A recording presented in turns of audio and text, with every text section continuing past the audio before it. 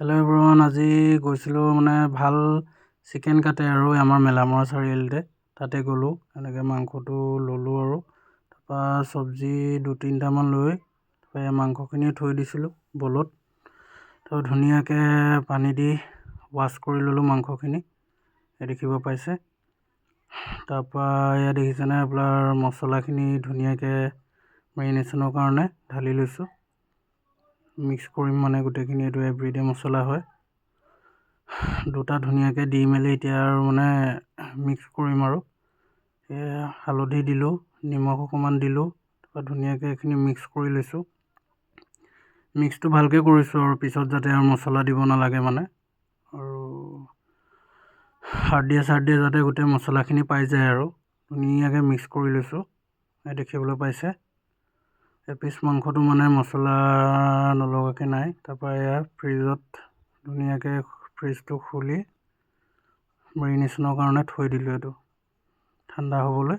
তাৰপৰা ইয়াত বিলাহী, পিঁয়াজ, আলু, তাৰপৰা ৰচুন, জলকীয়া, তাৰপৰা এইটো আপোনাৰ 10 টকীয়া ডাল ইলাচি পেকেট এটা কিনি আনিছিলোঁ টেষ্টটো হ'বলৈ।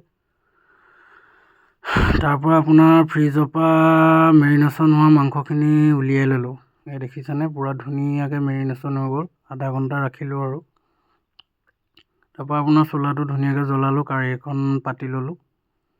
তাৰপৰা আপোনাৰ এইখিনি ওচৰতে বস্তুখিনি থৈ ল'লোঁ যিমান ইনগ্ৰিডিয়েণ্টছ আছিলে আৰু তাৰপৰা আপোনাৰ এইটো ইঞ্জিন তেলটো মই ব্যৱহাৰ কৰোঁ, খাই টেষ্টটো ভাল লাগে মানে।